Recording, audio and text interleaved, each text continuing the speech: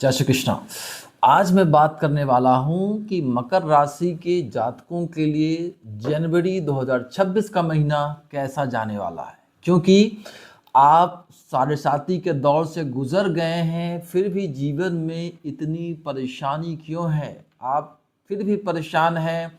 जो काम कर रहे हैं उसमें तरक्की नहीं मिल रही है, व्यापार कर रहे हैं उसमें तरक्की नहीं मिल रही है, मतलब कुछ भी कर रहे हैं, संघर्ष तो कर रहे हैं आप, लेकिन सफलता आपको नहीं मिल रही है, सफलता आपके कदम नहीं चूम रही है। इसका क्या कारण है?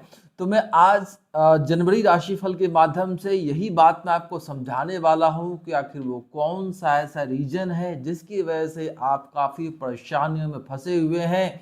और जो लोग आपको जानते थे, मानते थे, पहचानते थे, सब ने आपसे दूरी बना ली है, चाहे अपने हो, सगे संबंधी हो, कोई भी। जब आपके ऊपर साढ़े साती चल रही थी तो कोई भी आपके काम नहीं आया। और पिछले एक साल है 2025 से, तो इस साल भी आप बहुत कष्ट में हैं, बहुत ही परेशान है, समस्याओं का अंत नहीं हो रहा है, एक जा रही है तो एक आ रही है। ऐसा क्यों हो रहा है? तो इसी बात पे मैं चर्चा करने वाला हूं। और जनवरी का महीना आपके लिए क्या नए नए चुनौती या नया नया अवसर लेके आने वाला है? जो स्टूडेंट्स हैं, विद्यार्थी हैं, उनके लिए जनवरी का महीना कैसा रहेगा? आपके लाइफ पार्टनर के साथ आप रिलेशन में है तो कैसी रहेगी? फाइनेंशियल कैसी आपकी कंडीशन कैसी रहेगी? और क्या क्या सावधानी बरतनी है आपको, मैं इसी विषयों पे चर्चा करने वाला हूं। क्योंकि साढ़े साती के दौर से तो आप गुजर चुके हैं, आप ऑलरेडी उन दौर में बहुत ही परेशान थे पिछले 7.5 साल, लेकिन एक साल से फिर भी आपकी परेशानी कम नहीं हो रही है। तो अगर आप भी मेरे चैनल पे नए हैं, अच्छी अच्छी जानकारी के लिए मेरे चैनल को भी सब्सक्राइब कर लीजिए, बेल आइकन को दबा लीजिए। आगे अच्छी अच्छी और मैं मकर राशि के ऊपर वीडियो मतलब अपडेट्स लाने वाला हूँ। और इस वीडियो को उन लोगों तक जरूर शेयर कर दें जो लोग मकर राशि के लोग हैं, जीवन में परेशानी झेल रहे हैं। कि वीडियो के एंड में मैं कुछ ऐसे एक दो छोटे छोटे उपाय बताऊंगा जिसको करके आपका साल ये 2026 बिल्कुल ही बेहतरीन जाने वाला है। ठीक है, तो इस पे मैं बात करने वाला हूं। तो जो 2026 का जो जनवरी का महीना है आपके लिए काफ़ी दृढ़ संकल्प, आप काफ़ी एनर्जेटिक और करियर में स्टेबिलिटी के साथ आपको सफलता दिलाने वाला है। साल के शुरुआत में तो कहते हैं ना, शुरुआत अच्छा तो अंत भी अच्छा। तो यहाँ पे आपको पूरा कमर कस के मार्केट में उतरनी है। जो लोग जॉब कर नए नए जॉब की तलाश में हैं, या फिर जो लोग नया स्टार्टअप करना चाहते हैं, या चाहे वह पार्टनरशिप में हो या खुद का ही हो। और कुछ लोगों को काफ़ी साल से मतलब जो भी जॉब या सरकारी या प्राइवेट जॉब में हैं, प्रमोशन के लिए इंतजार कर रहे थे, आपके साथ वालों का प्रमोशन हो गया, आपका किन्हीं कारणों से प्रमोशन की बात होते होते अटक जाती है। तो इन विषयों पर भी चर्चा करने वाला हूं। तो लेकिन अब वो सारी मुश्किलें खत्म हो चुकी है। 2000 जो मतलब 26 है वो आपको बहुत कुछ दे के जाने वाला है, लेकिन संघर्ष तो करनी पड़ेगी। क्योंकि अब क्यों करनी पड़ेगी मैं इस पे भी आऊंगा। और साथ साथ अब जो है अब आपके लाइफ जब रफ्तार पकड़ेगी तो आपको पीछे मुड़ के देखने की जरूरत बिल्कुल नहीं है।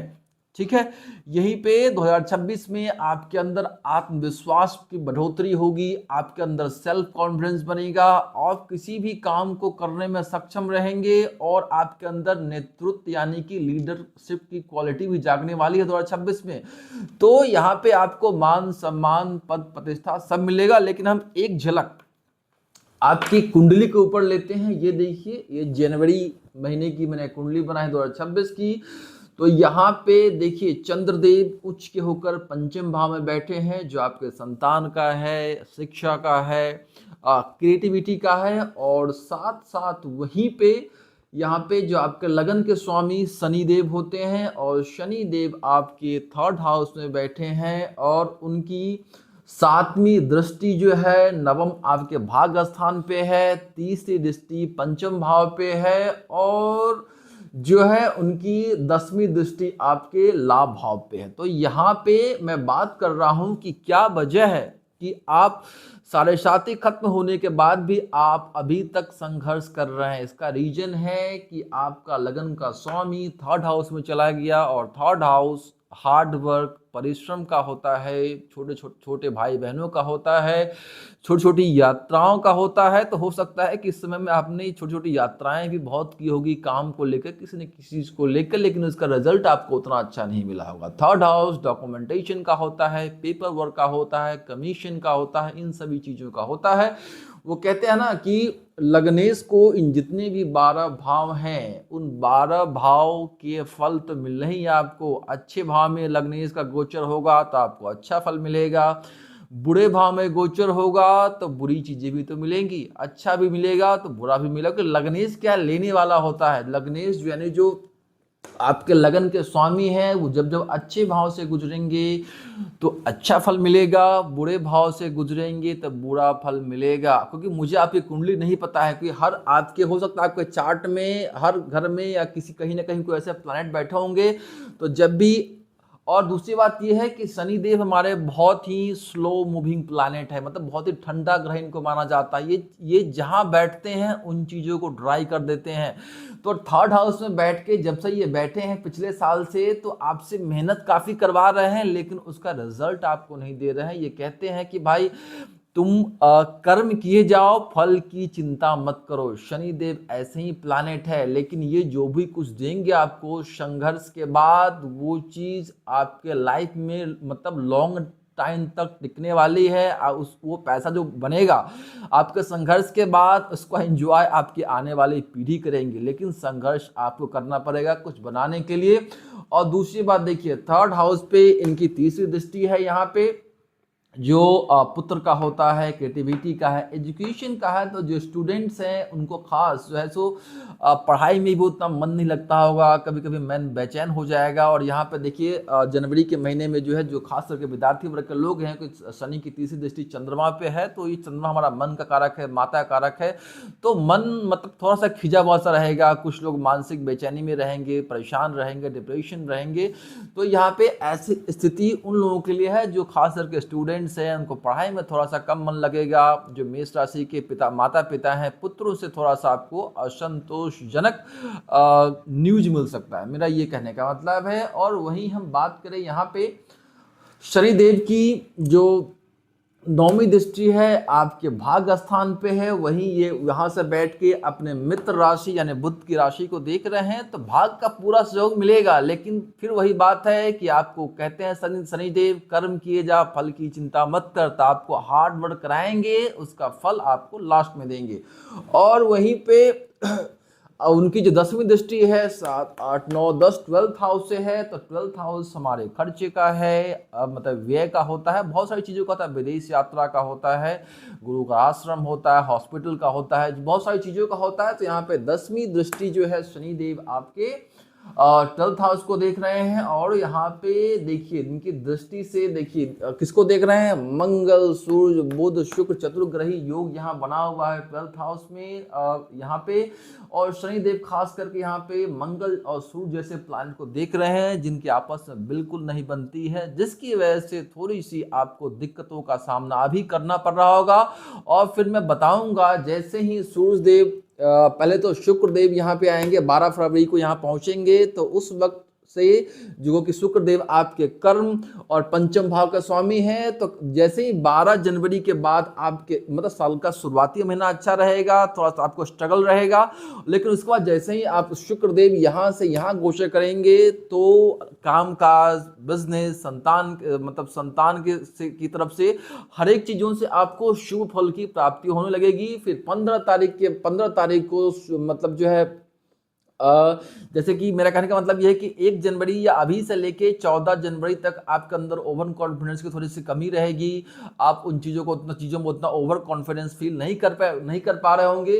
तो जैसे ही सूर्य देव यहाँ पे पहुंचेंगे 15 जनवरी को, आपके अंदर कॉन्फिडेंस आएगा। कोई सूर्य ग्रह पता है पिता के कारक होते हैं, मान सम्मान के कारक होते हैं, सोशल सर्कल के भी कारक होते हैं। और आपके अंदर लगभग आपके लगन में आएंगे तो आपको थोड़ा सा तेज, आत्मसम्मान में बढ़ोतरी, मतलब ये सारी चीजें आपके अंदर देखने को मिलेगा। आपके अंदर एक नेताओं वाली क्वालिटी भी आपके अंदर आने वाली है 15 तारीख के बाद। 15 तारीख से स्टार्ट हो जाने वाली है। फिर धीरे धीरे करके सारे ग्रह यहाँ पे पहुंचेंगे। और बात कर यहाँ पे देवगुरु बृहस्पति क्योंकि बहुत ही अच्छे सौम्य ग्रह माने जाते हैं। ये जहां बैठते हैं उन सारी जगहों के मतलब दोष को दूर कर देते। तो यहाँ पे देखिए छठे हाउस में बैठे हुए इनकी स्थिति, यहाँ पे बैठ के देवगुरु बृहस्पति 12th हाउस को भी देख रहे हैं, और यहाँ पे इनकी जो नौवीं दृष्टि है आपके सेकंड हाउस पे है। तो ओवरऑल धन के लिए भी इस समय ये साल काफी अच्छा है। यहाँ बैठ के आपके यहाँ देख रहे हैं तो धन आने में कोई दिक्कत नहीं होगी। और राहु ग्रह जो प्रॉब्लम क्रिएट करेंगे देवगुरु बृहस्पति उसको कंट्रोल कर लेंगे। कोई कहते हैं कि देवगुरु बृहस्पति की दृष्टि अमृत के समान होती है। कुंडली में जिस हाउस में पड़ेगी वो हाउस धन्य हो जाता है, वहां के रिजल्ट आपको अच्छे खासे मिलने लगते हैं। कितने भी सौम्य ग्रह हैं ये किसी का बुरा नहीं कर, चाह के भी किसी का बुरा नहीं कर सकते, इनकी आदतों में ये शुमार है। ठीक है, तो अब हम बात करें यहाँ पे जैसे ही ये प्लैनेट्स यहाँ पहुंचेंगे 14 मतलब अभी से लेके 14 जनवरी तक थोड़ी सी स्थिति अच्छी नहीं है। शुरुआत तो अच्छा होगा लेकिन बीच में कहते हैं ना आप संघर्ष करेंगे, वो कोई चीज आपको मिलते मिलते रह जाएगी। तो ऐसा कुछ होने वाला है। लेकिन 14 जनवरी के बाद जैसे ही सारे ग्रह धीरे धीरे यहाँ आ जाएंगे आपका लग्न में, तो फिर क्या कहना है, फिर तो आप जहाँ चाहो जो मर्जी है वो कर सकते हैं। जीवन में फिर कोई दिक्कत नहीं होने वाली है। और साथ साथ में एक बात ये बता दूं कि जब गुरु ग्रह आपके जून में जब यहाँ से 7th हाउस में आएंगे तो लाइफ में और चमत्कार होना शुरू हो जाएगा। उसके बाद फिर आप रुकने वाले कहाँ हैं। लेकिन यहाँ मैं सिर्फ जनवरी महीने की बात कर रहा हूँ। मैंने इस पर लॉन्ग वीडियो आप लोगों के लिए बना के डाल ही दिया है, काफ़ी सारे लोगों ने देखा ही होगा। तो मैं यहाँ पे स्पेशली बात कर रहा हूँ कि जनवरी के महीना आपके लिए कैसा है। तो ओवरऑल 1 से 14 जनवरी तक थोड़ी समस्या रहेंगी, अब मानसिक थोड़ी सी परेशानी रहेगी, टेंशन रहेगी, डिप्रेशन रहेगा। लेकिन काम काज की वजह से रहेगा। कोई काम में आपको बोझ भी पड़ने वाला, आप जहां जॉब नौकरी कर रहे हैं तो वहां आपके ऊपर प्रेशर रहेगा काम का, उसकी वजह से थोड़ी सी मानसिक परेशानी वगैरह आपको हो सकती है। और दूसरी बात मैं यहाँ पे बात करूं, एक चीज का ध्यान देना है मैं कि 2 जनवरी से लेके 5 फरवरी तक बुध ग्रह अस्त हो रहे हैं। और बुध ग्रह आप पे कुंडली के छठे और भाग्य भाव के स्वामी होकर नीच के यहाँ 12वें भाव में गोचर कर रहे हैं। बुध ग्रह 12वें भाव या 12वीं राशि में नीच के हो जाते हैं, तो यहाँ पे नीच के गोचर कर रहे हैं और साथ साथ वो अस्त हो रहे हैं। तो अस्त होने का प्रभाव तो सभी के कुंडली में पड़ने वाला है। लेकिन आपके कुंडली में क्या होगा, यहाँ पे जब कोई भी ग्रह अस्त हो जाता है तो उसकी जो है क्वालिटी थोड़ी सी छिन्न हो जाती है, मतलब कम हो जाती है, उसका प्रभाव कम हो जाता है। तो जिस हाउस के वो आपके कुंडली में स्वामी हैं उस हाउस के रिजल्ट में वो कमी कर देते हैं। तो यहाँ पे आपके भाग्य स्थान के भी स्वामी है, तो आपको भाग्य का साथ यहाँ पे 2 जनवरी से 5 फरवरी तक आपको भाग्य का साथ कम मिलेगा। यहाँ पे शत्रु से थोड़ी सी परेशानी हो सकती है, लेकिन देवगुरु बृहस्पति यहाँ पे हैं, चीजों को संभाल लेंगे।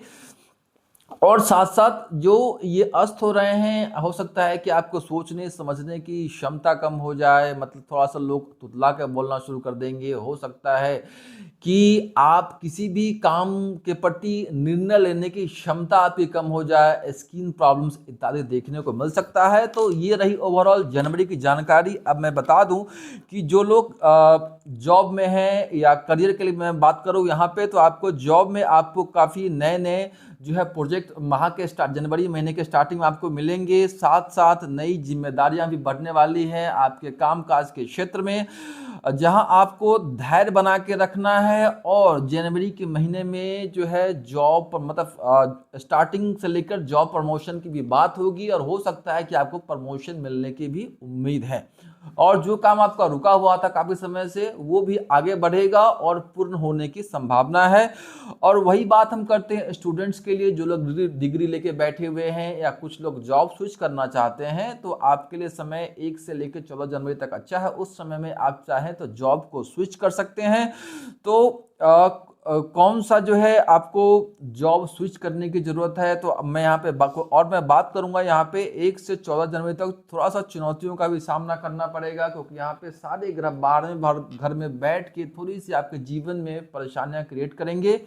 लेकिन वही जॉब किस समय आपको चेंज करना है या इंटरव्यू के लिए कब अप्लाई करना है वो बताने वाला हूं। तो 14 जनवरी के बाद, यानी कि 15 छोड़ दीजिए, 16 जनवरी, ऐसे भी कहा जाता है कि जो खरमास का महीना ये समय चल रहा है 14 तारीख तक, इसमें हमें कोई नया नया काम नहीं करना चाहिए। तो जो लोग जॉब स्विच करने की सोच रहे हैं या कुछ नया काम प्रॉपर्टी वगैरह खरीदने की सोच रहे हैं, कुछ भी करना चाहते हैं, तो 16 तारीख से आप इंटरव्यू देना आरंभ कीजिए। और मैं ये भी बताने वाला हूं कि वहां जब आप सूरज का गोचर हो जाएगा लग्न में, तो आपके अंदर कॉन्फिडेंस बढ़ेगा, आप अपने आप उस तरक्की के रास्ते पर निकल पड़ेंगे। और यहाँ पे मैं बात करूंगा किस किस सेक्टर में आप जनवरी में जॉब के लिए अप्लाई करें 15 तारीख के बाद, तो अच्छा होने वाला है। तो यहाँ पे media, communication, e commerce sector हो गया, क्योंकि गुरु की दृष्टि 12th हाउस पे भी पड़ रही है, जो शुभ दृष्टि होती है। तो यहाँ पे आप 12th हाउस जो है एक्सपोर्ट इंपोर्ट का होता है, विदेशी कंपनी में भी आप काम तलाश करेंगे तो वहाँ भी आपको अच्छा खासा लाभ मिलेगा। और साथ साथ यहाँ पे डिजिटल मार्केटिंग हो गया, कंटेंट क्रिएटर का काम हो गया आपके लिए, आप मैनेजमेंट का काम, क्रिएटिविटी काम, इस तरीके के कामों में अगर आप बिजनेस भी शुरू करें या नौकरी की तलाश करें तो नया साल आपको बहुत बहुत अच्छी खासी आपको मतलब ग्रोथ मिलने वाला है इन फील्ड में। अगर आप जॉब की तैयारी जॉब ढूंढे, सर्च करें, अप्लाई करें। मैं फिर से बता दूं, सरकारी काम पहला तो होगा, सरकारी नौकरी के लिए भी तैयारी करें, आपके लिए अच्छा समय है। काम काफी समय से रुका हुआ था, आपको नहीं मिल रही थी, तैयारी करके आप थक गए थे, तो जून के बाद जो है मिलने वाली है। मैंने लॉन्ग वीडियो में ऑलरेडी बताया हुआ, तो मैं अभी सिर्फ बात कर रहा हूँ जनवरी के महीने की। तो सरकारी नौकरी हो गया, मीडिया कम्युनिकेशन हो गया, ई कॉमर्स का बिजनेस हो गया आपके लिए, एक्सपोर्ट इंपोर्ट हो गया, विदेशी कंपनी में जॉब हो गया, डिजिटल मार्केटिंग, कंटेंट क्रिएटर, इत्यादि कामों में आपको अच्छा खासा लाभ मिलने वाला है। और वहीं पे हम बात करें, और हाँ, मैनेजमेंट का काम भी करके, होटल मैनेजमेंट हो गया, एचआर, कुछ ही मैनेजमेंट से रिलेटेड काम में भी आपको अच्छा खासा आपके लिए अच्छा रहने वाला है। अब हम बात करें लव लाइफ के बारे में, तो 2025 में रिश्तों को लेकर जो उलझने आ गई थी, अब 2026 के जनवरी के स्टार्टिंग से ही वो चीजें सुलझने वाली हैं। और शनि और शुक्र की युति की वजह से जो है चीजें काफी कंट्रोल में रहेंगी। लेकिन वही जो लोग दिखावा कर रहे हैं उनके लिए थोड़ा सा रिश्तों में समस्या आ सकती है। अब हम बात करें खर्च के बात पे, तो मैंने बताया कि 2 तारीख से बुध ग्रह वक्री हो वो अस्त हो रहे हैं, तो उसकी वजह से थोड़ा सा लोन, टैक्स, इंश्योरेंस जैसे मुद्दे आपके सामने आएंगे। इन चीजों पे आपको खर्च करना पड़ेगा।